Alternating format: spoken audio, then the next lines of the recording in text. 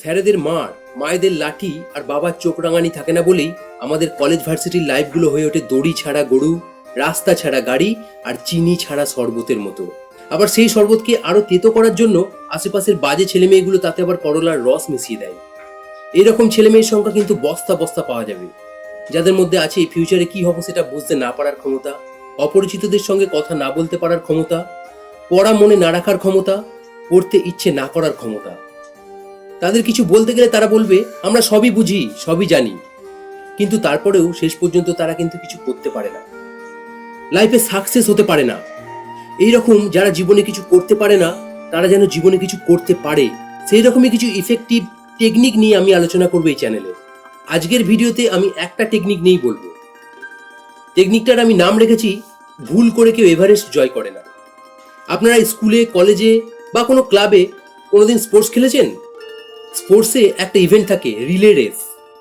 এই রেসটা 400 মিটারের হয়, 4 জন অংশগ্রহণ, প্রত্যেকজন 100 মিটার করে দৌড়ায়। এই রেসের সাথে আমাদের জীবনের একটা মিল আছে, জানেন তো? প্রথম 100 মিটার যিনি দৌড়ান তাকে আমি সৃষ্টিকর্তা হিসাবে ভেবে নিলাম। যিনি আমাদের সৃষ্টি করেছেন ওনার দায়িত্ব ওখানেই শেষ।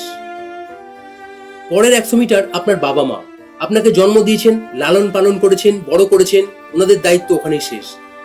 তারপরের 100 মিটার আপনাদের স্কুল, কলেজ, শিক্ষক, শিক্ষিকা, সরকার, ওনারা যারা আপনাদের পড়াচ্ছেন, রাস্তাঘাট বানাচ্ছেন, স্কুল কলেজ বানাচ্ছেন, এই সব ইত্যাদি ইত্যাদি। আর শেষ যে 100 মিটার সেটা হচ্ছেন আপনি নিজে। এই যে 100 মিটার সবচেয়ে দামি। আগের 3 জনের কাজ শেষ, এখন পুরো পৃথিবী টিভি স্ক্রিনের সামনে আপনার দিকেই তাকিয়ে আছে। জীবনের শেষ দৌড়টা আপনাকেই দৌড়াতে হবে। একটাই দৌড় হবে, পারবেন না হয় পড়বেন। এটা সব সময় মনে রাখবেন। আন্দাজে দাগ দিয়ে কেউ WBCS পাস করতে পারে না। হুট করে কেউ হার্ভার্ড বা IITর স্কলারশিপ পেয়ে যায় না। 2-3 সপ্তাহ পরে ক্লাসে কেউ ফার্স্ট হয়ে যাবে না। কারণ প্রেস্টিজিয়াস কোনো কিছুই সহজ নয়, বা সহজ কোনো কিছুই প্রেস্টিজিয়াস না। সেই জন্যই লাইফটাকে সিরিয়াসলি চেঞ্জ করতে চাইলে লাইফের একটা সময় প্রেস্টিজিয়াস একটা গোল সেট করে পাগলা কুকুরের মতো খাটতে হবে।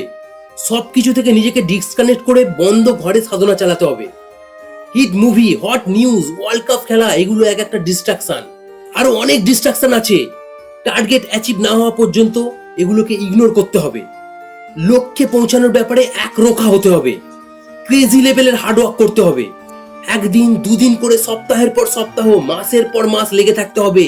তারপর একটু একটু করে চেঞ্জ হওয়া শুরু হবে। কারণ এক রাতে বীজ থেকে গাছ হয়ে ফল দেবে না। এক রাতে কেউ বিগিনার লেভেল থেকে এক্সপার্ট হয়ে যাবে না।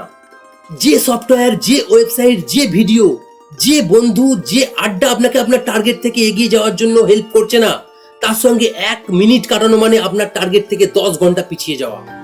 সেই জন্যই জীবনের একটা সময় প্রতিটি ঘন্টা, প্রতিটি মুহূর্তের জন্য খুঁতখুঁতে হতে হবে, সিলেক্টিভ হতে হবে।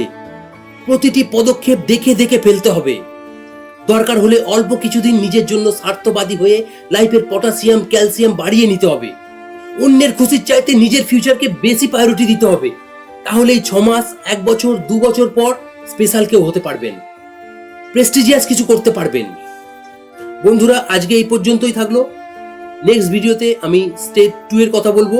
তাহলে আজকের মতো চলি, দেখা হবে নেক্সট ভিডিওতে। ততক্ষণ পর্যন্ত ভালো থাকবেন, সুস্থ থাকবেন। আর যাবার আগে আমি আবার একই কথা বলবো, নিজের জোশ ও বুদ্ধির সাথে কিছু করে দেখান এমন, যেটা পৃথিবী দেখবে সারা জীবন।